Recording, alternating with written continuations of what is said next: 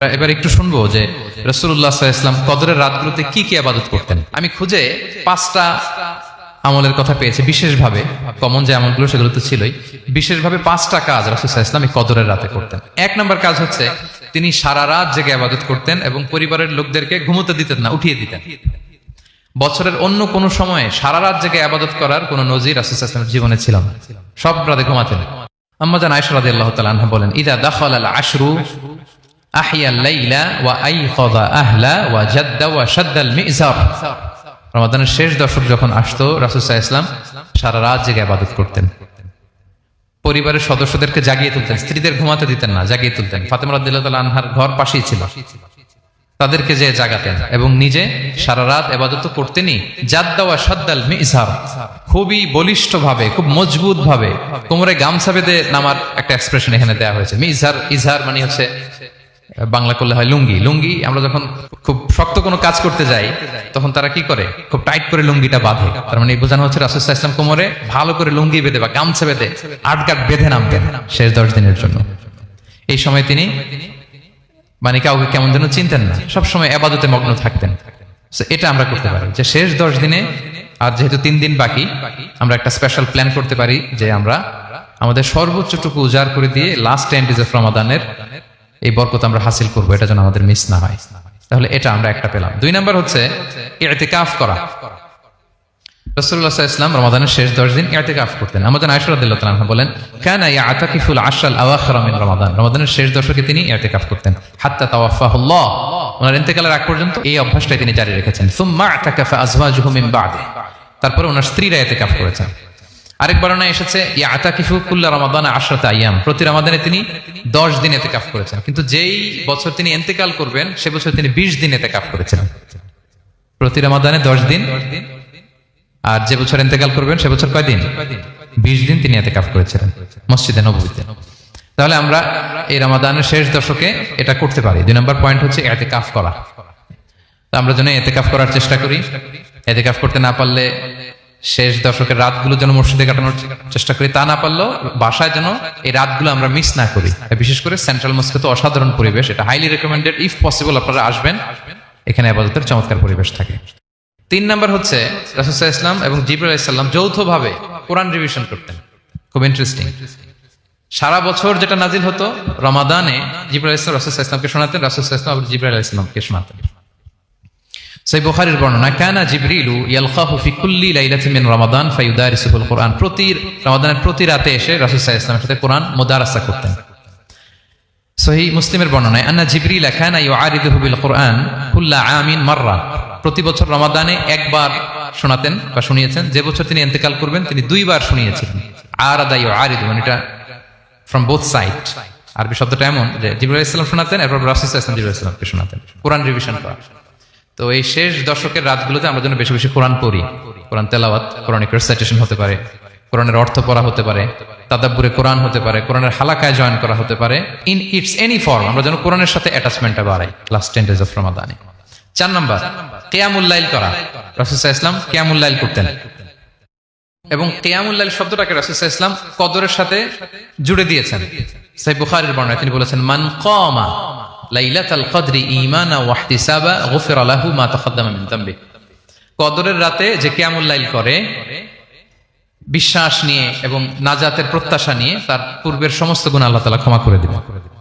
তাহলে কিয়ামুল লাইলটা রাসূল সাল্লাল্লাহু আলাইহি ওয়াসাল্লাম বিশেষভাবে কদরের রাতের সাথে সম্পৃক্ত করেছেন। আমরা যেন প্রতি রাতে কিয়ামুল লাইল করি, লম্বা সময় যেন দাঁড়িয়ে থাকি, লম্বা সময় কোরআনিক রিসাইটেশন করি দাঁড়িয়ে থেকে, লম্বা সময় রুকু, লম্বা সময় সিজদা, স্পেশালি সিজদা।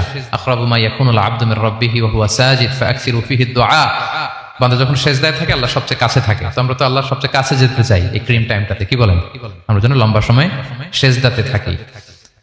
কিন্তু আমাদের অনেকের যেটা হয়, নামাজে তাড়াহুড়ো, অনেকের সব ব্যস্ততা যখন নামাজে দাঁড়াই এরকম হয়ে যায়। রাসূল সাল্লাল্লাহু আলাইহি ওয়াসাল্লামের সালাত যদি আমরা খেয়াল করি, বিশেষ করে কিয়ামুল লাইলে এত যে সুন্দর ছিল।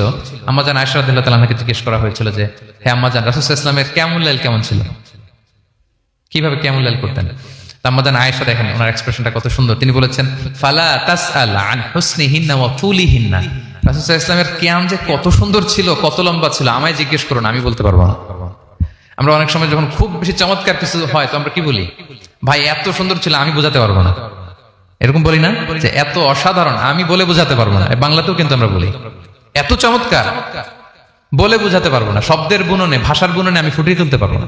তো আমাদের আয়েশা এটাই বলেছিলেন, ফালা তাসআল আন হুসনিহিন্না ওয়া তুলিহিন্না। রাসূল সাল্লাল্লাহু আলাইহি ওয়াসাল্লামের রাতের নামাজ কিয়ামুল লাইল যে কত সুন্দর ছিল, কত দীর্ঘ ছিল, লম্বা ছিল, আমায় জিজ্ঞেস করো না, আমি বলে বোঝাতে পারবো না। সুবহানাল্লাহি ওয়া বিহামদিহি।